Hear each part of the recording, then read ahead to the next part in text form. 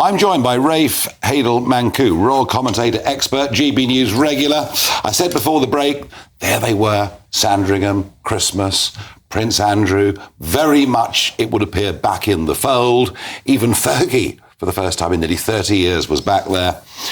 And then we get the Epstein files. And, look, we can believe what we want to believe. We can say it's all made up. But it does suggest that as part of the British Virgin Islands, the accusation is he took place in an underage orgy and was also accused of groping the boobs of an alleged sex slave.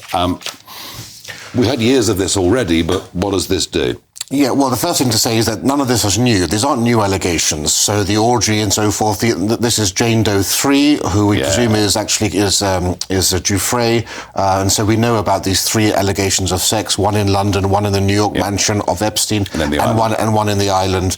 And the groping of the breast was alleged by Joanna Soberg, and that was alleged first in 2019.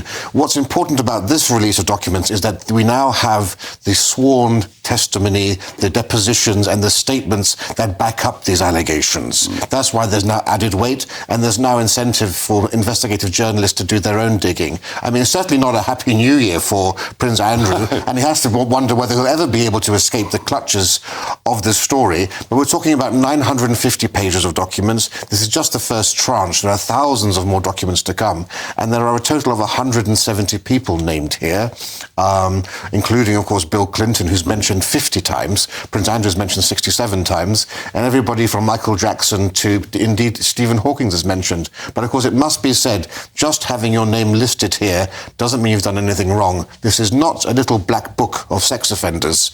These are people who've had some connection and some capacity with Epstein over the years. That's right. And it might be, that they've met or they've been to his apartment in New York, which many people in business and media did over the years.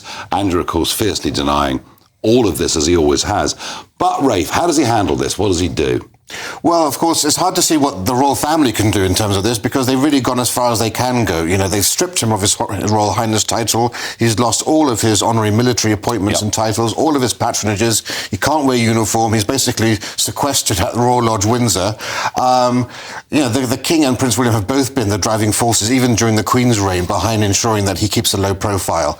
Prince Andrew has been sort of manoeuvring behind the scenes to try to slowly inch his way back into public life. I think there needs to be a firm decision now made to tell him there's no chance of that ever happening. Look, he's 63 years of age. He's 2 years away from retirement anyway. But Rafe, I think he should just view this. He needs to just retire. But none of this has been proven. But that's the point I wanted to get onto. Look, he's not guilty of anything. He's denied any wrongdoing, and no court of law finds him guilty. But when you're a prince of the realm, that doesn't really matter. He's been found guilty in the eyes of the public, and public opinion matters here. The support for the monarchy depends upon public support. And, he was willing, as a brave naval soldier, to pay the ultimate sacrifice in the Falklands War.